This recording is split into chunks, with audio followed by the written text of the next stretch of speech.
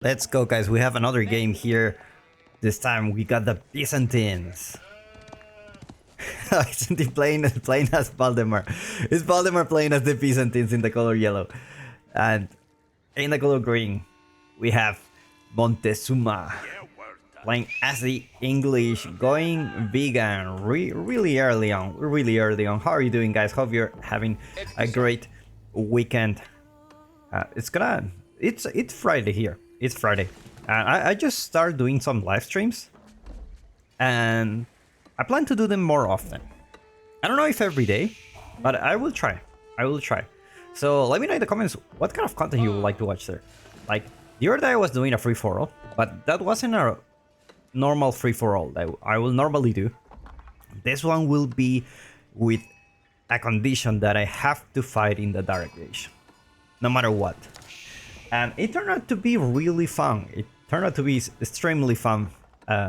For me, at least, like having forced myself to stay in the Dark Age as long as possible just to try to annoy my opponents.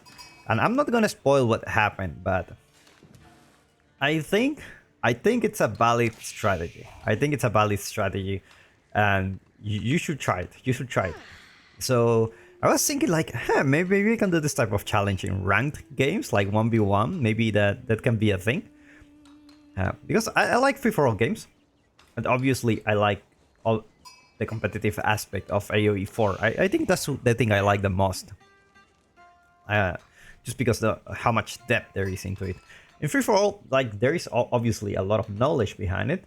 There's also an element of randomness and, you know, like chaos that it's really hard to control, which it's also very fun. It's also very fun.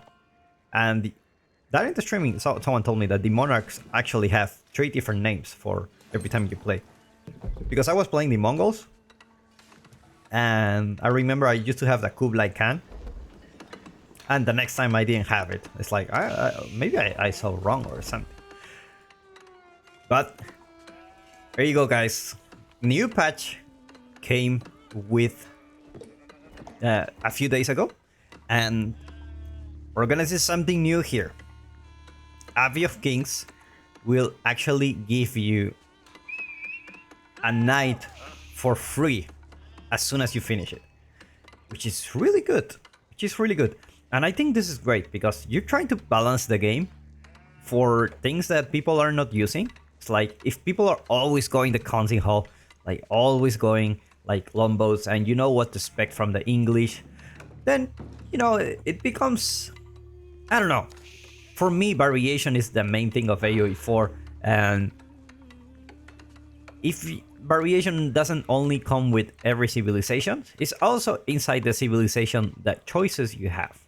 Like, do I go Cosmic Hall or do I go Abbey of Kings? And there shouldn't be an easy answer like, oh, this Lamar definitely better than the other one. The other one just sucks. So never go that one. And we shouldn't be in that situation. We shouldn't be in that situation where, you know, you only have one Lamar, because it just makes things more boring, in my opinion. It makes things more boring and predictable. And we want things that, oh, what is he gonna go? Like, you never know, right? Things like that. So I think they're doing a really good job on balancing the game, little by little. Like, the game is more alive than ever. And now with this change, before you didn't get the king, you need to buy it. So now you will get for free. Besides, the king can also heal like units around it, and also this area can use to heal your units around as well. So there you go. The king is coming here. Look at that. Beautiful model. What a great job they did. What a great job. The other day I was watching a streamer. It's not a... It's not a streamer per se for AoE 4. It's like for whatever. He's very popular. His name is El Chocas. It's a Spanish streamer. He was playing AoE 4. And like many of us, like, didn't play AoE since he was a kid.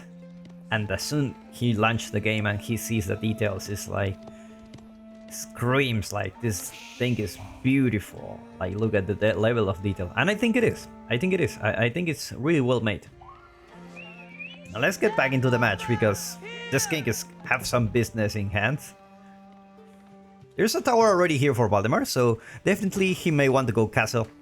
You know, try to get that golden horn tower, and look at that! The king charge! Managed to wound an enemy. Now he will go back, and he will heal. When he's not in combat, he will heal. It's like, okay, let's wait guys. Let's take a look at the king. How it looks like. Sure, it looks really cool. Really cool. One of the few units that have a white horse. And look at that. The longbows are already here. Archery range is here. Obviously, it doesn't produce as fast as the other landmark. But, you know, actually having 2 archery ranges, that fixes the problem. Like that's it. Like, that's really it.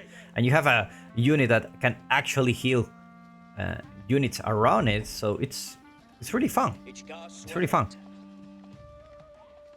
Like, especially those lombos. I gotta be careful here with that horseman. It's like, you know, Valdemar is a really good player. Like, he knows, watch the lombos. He needs some horsemen, and he's gonna get it, and he's gonna go back home. And definitely, Mercenary House gonna be also lombos for himself, actually doing a very early growth transition, having that olive oil. Let's take a look at that income per minute, just to give you an idea of where these players stand. Our 3 horsemen are ready there for Valdemar. It's having a very... He needs the units to defend. He needs the units to defend. Now, the thing with the English is, okay, they don't go like the Council Hall. So you don't really know what to expect from this. Like, I don't know what to expect from this. Like, okay, you go to the king and now what? Right? Are you gonna go castle? And looks like this is the answer for Montezuma. You can see the fruit and the gold here, which is like almost there for Castle Age. Unfortunately for him, archers gonna try their new weapons. Not really new, but you know, it's so cool that the English have, you know, an extra weapon. This is what I'm talking about. This is what I'm talking about. The variation from each civilization. Like, how cool is that? Your villagers have arrows. Can shoot arrows. Looks like Valdemar smells like he's going Castle Age. In a way, he's in a really good position. Like, he has his olive grove, he has his mercenaries. Military is not something that he will lack. So, having a second outpost here, just in case, gonna be macroing for going that Castle Age. Meanwhile, the King's Palace here, it's gonna be the choice for Montezuma. We usually see the King's Palace, and that is true because it's like the better landmark, in a way. But also, like, if you go for a second town center as the English, you can skip this one and go for a white tower. And the white tower is actually very good. Like, it's a really good landmark, especially at the time you go castle. Most likely your opponent doesn't have, like, I don't know, bombards or things like that, where it's so easy to take it down. So, yeah, it's actually a very solid defense. So, +1 for the English landmarks. Look at that king. That king is just, you know, it's alive and kicking.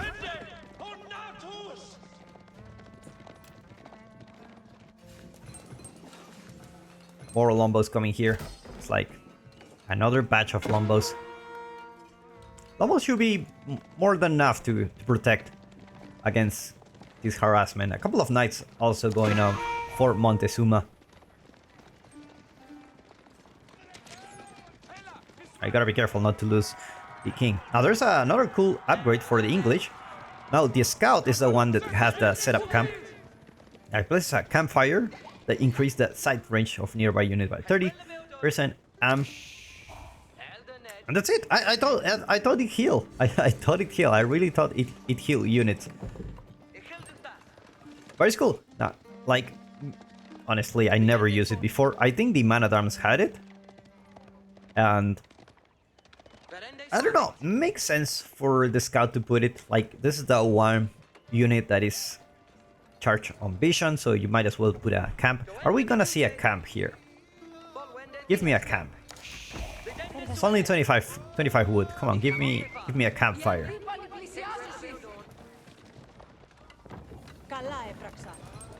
Couple of barracks going up for Valdemar. Let's take a look at the base of Montezuma. I already have 2 stables. Gonna be very heavy on nighttime. Gonna get those relics as soon as possible. Valdemar's gonna retreat with his army. Gonna be fighting in the Feudal Age, waiting for that Golden Horn Tower to finish.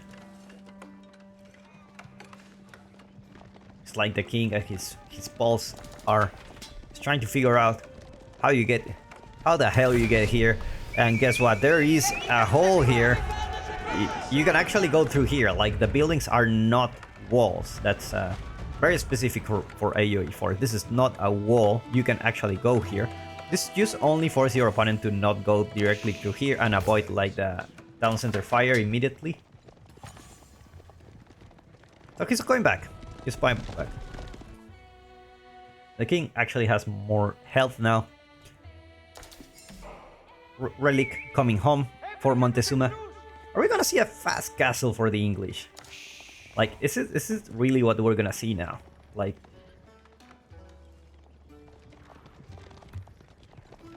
is English the new cavalry seat? That's it. Their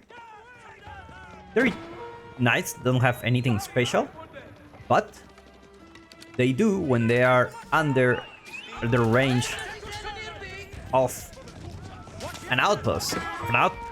There's an outpost here. Oh my god. It's like one knight went out. Limitane, you don't really want to fight against the Limitane. Now let's see how this king heals the units. Meanwhile, another raid happening here. No villagers dead. It's gonna heal those units. Look at that. And it's so important that you heal the units because these are expensive. Especially if you want to go fast castle. This really changed everything. This really changed everything about the English. Like, is English now the ship that can go fast castle just because you can get a king? We're about to see. But they are in a really good spot. 2 town centers. H3. Their king is alive. And basically the king, even though he didn't kill anyone, it forced his opponent to create more units and get behind on the castle age technology. So by creating the king, you actually allow yourself to go faster to castle without creating any more military units. And he did kind of like a fake aggression where it's like, okay, I'm gonna throw some lombos, or maybe he saw like, okay, I can't really cause damage here. Like, the first villager of the game went down. It's like the wall is not gonna get finished here. A knight, it's on the hunt.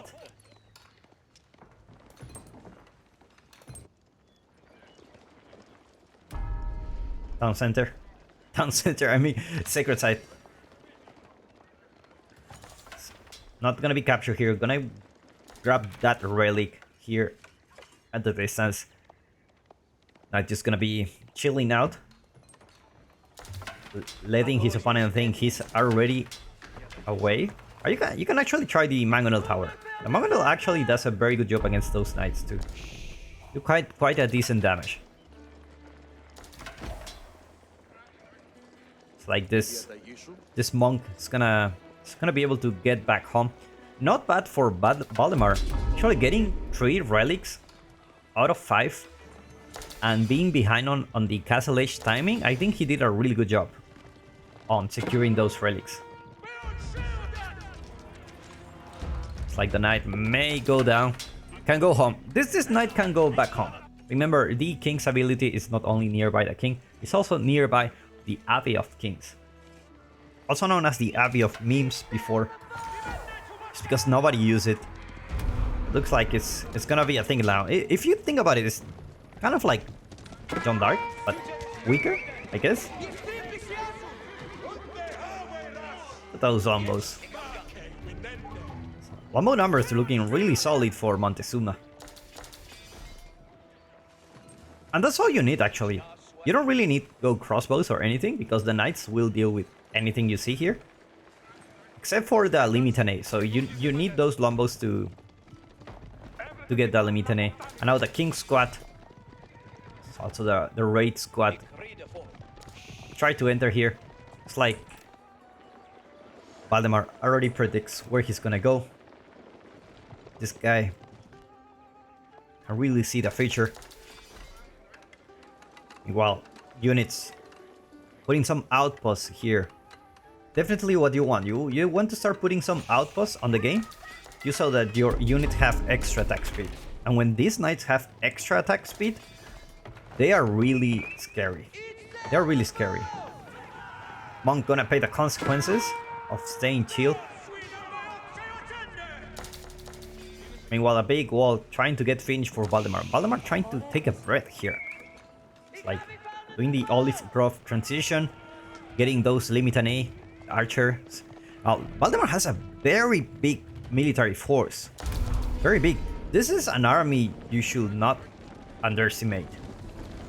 This is an army you need to respect, and you need to take care of it. And Montezuma only has 43 units. He's just trying to raid the whole time. But he knows he's on 2 town centers. So the longer the game goes, the better is it for him. But the Byzantines have a lot of passive income strategies, like with the Golden Horn Tower, the mercenary contracts, and all those things really make a difference. Looks like this tower in the middle may go down. Man-at-Arms already starting to get into the mix here. Also a bunch of crossbows for Montezuma. Meanwhile, the king would just go raid. It's like you guys do with a big problem here at home. Brave archer in the front line. Now this Lombo's just gonna lead the battle of arrows here. Blankenet gonna get detected here. It's like these Lombos, these Lombos attack much faster. Look at this, like they have 20% attack speed. So they're doing a really good job, and that town center is actually giving, like, it's doing a lot of damage. So it is actually a very good fight for Montezuma, trying to fight in his territory. Meanwhile, the king just trying to flank some reinforcements. It's like he's going back. Lombo numbers for Valdemar are actually looking pretty good. I don't think this is a fight that went very good for him. Well, farm transition pretty much done for the English. Like, had just a bunch more farms and they are good to go. Meanwhile, no villager skills for Valdemar, meaning his opponents are already 30 villagers ahead. This is gonna be a tough one for Valdemar. What's saving him now is that he has the military advantage. He has a lot more units than his opponent, so he's gonna be having a really good time. When it comes to the fights, I don't think he's gonna die anytime soon. And looks like Montezuma will stop, you know, the knights for the moment. Just gonna keep those, like, the guys who work really closely with the king, like those are the VIP guys, and they're just gonna go for a raid. Just gonna try raiding, and then you have the main squad, which is like the infantry. So it's like that's how it's gonna be. At the same time, there is a lot of gold income coming from Montezuma. It has a really big gold vein. It's very funny that at the middle there is actually no resource.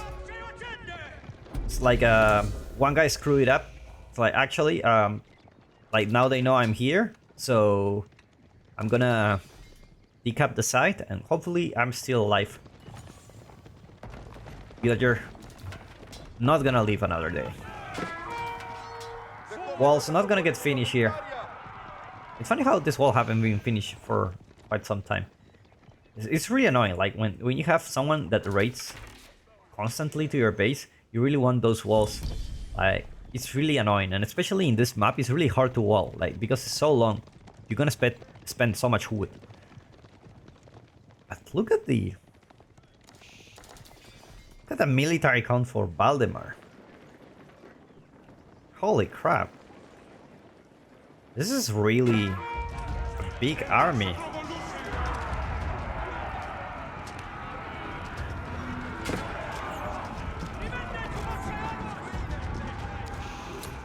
It's like he retreats for the moment. He's playing it really safe. Like, most of it is Lombos, right? But Lombos is such a good unit. They have 10 attack. They attack from distance. And you have these Varangian guards. I have 25 of them. 18 Limitane, which are very tanky when you activate their skill to tank the arrow damage. A couple of Lankinect, which are very much 99% fate, 1% probability that hit someone, because these guys are really squishy. Like, they have low health, they have low armor, so these guys are full of fate here. Meanwhile, Valdemar not going for it. He decides, you know what, I'm gonna A-shap. But his opponent also gonna A-shap. Let's see where he's putting the Berkshire. Oh, it's gonna be a very defensive one. It's like, you're not gonna touch my farms. And in a way it makes sense, because there are no more resources here. Like, if you put it in the middle, like, what are you exactly protecting? The secret site? It's just a choke point, but the choke point can actually be mitigated by putting another keep here or putting a wall. So it just defensive keep looks like a good option for him. It's like Limitane will find the villagers here, and finally Valdemar will go for some villager kills here. Finally managed to kill 2. They're really tanky. They are really tanky. They have their armor. Not anymore, so they're gonna die very quickly. Elite contract going for Valdemar. Actually, how much is the elite contract? Oh, it is really expensive. It's pretty much like any elite upgrade you get. Couple of man-at-arms trying to deal with this. It's like Valdemar will go for the stone next to his opponent. Meanwhile, the raiding party here, King already with almost 400 HP. Knights don't even deserve the upgrade. Enclosures going for Montezuma to get that passive income. Nothing like passive income, right? Even English like passive income. Boiling oil also going out for him. It's like the knights managed to clean this. And now the big army comes here. Is the king gonna be where the main fight happens? Or is he gonna raid here? At the same time, this is it's the worst thing you can have, like a fight in your base and at the same time your opponent is raiding you. Not only that, you have the Berkshire attacking you, so it's like it's gonna be a lot of villagers dead here. The king finally gets his revenge. We never saw it, guys. Imperial Age King, never seen in the history of Age of Empires 4. There he is, raiding with his teammates, not even upgraded. Looks like the Lombos. Do they have the Network of Citadels? Not yet, not Network of Citadels yet, but looks like Valdemar taps out. It was a huge raid going out there in the base. The king is back, guys. I'll put a link in the description where you can follow Valdemar on his YouTube channel. I'll see you in the next one.